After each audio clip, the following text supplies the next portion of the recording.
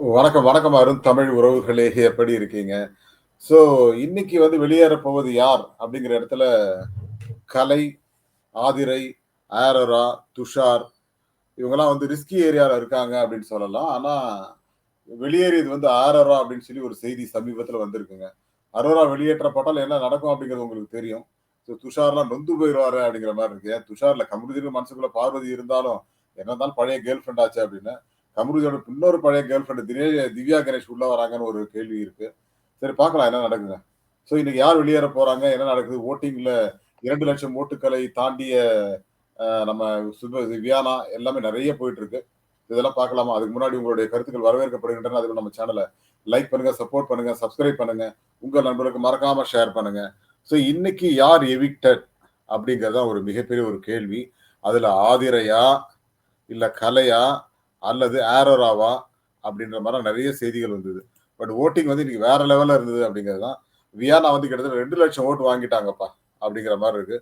பிரவீன் 80,000 ஓட்டு வாங்கியிருக்கார் 2வது இடம். சுபிக்ஷா 3வது இடம் 67,700 ஓட்டு. துஷார் 4வது இடம் 61,348 ஓட்டு. 5வது இடம் நம்ம கலை 57,390 ஓட்டு. 6வது இடம் ரம்யா 46,837. அரோரா 45,082 ஓட்டு. ஆதிரை 41,140 ஓட்டு. 4,000 ஓட்டு குறைவா இருக்கிற ஒருத்தர ஆதிரைய சேவ் பண்ணிட்டு, அரோரா வெளியில அனுப்பிச்சிருக்காங்க. ஸோ அரோரா அப்படி என்ன பண்ணிட்டாங்க அப்படின்னு கேட்டீங்கன்னா, ஆதிரை இருந்தா எஃப்ஜேவோட சண்டை போட்டுட்டே இருக்காங்க. இப்ப அரோரா, துஷார் சுமூகமா போயிட்டு இருக்கு. இப்ப இவங்க கம்ருதியோட பெருசா சண்டை போடுறது இல்ல. ஆனால் ஆதிரை இருந்தா எஃப்ஜேவோட அப்பப்போ ஃபைட் வரும். வெளியிலயும் கால தூக்கி காட்டுறாங்க, கைய தூக்கி காட்டுறாங்கன்னு ஏதோ ஒரு கன்டென்ட் வந்துட்டு இருக்கு.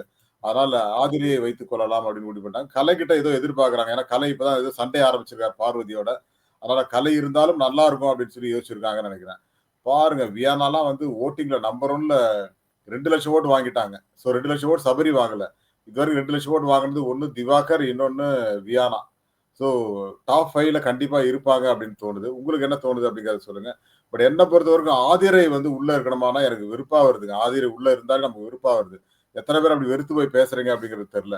அதேபோல இந்த கலைய கூட வச்சுட்டு என்னங்க பண்ண போறாங்க? ஒரு அம்மஞ்சலிக்கு பிரயோஜனம் கிடையாது. ஆனாலும் வாய் உதார் மட்டும் தாங்க.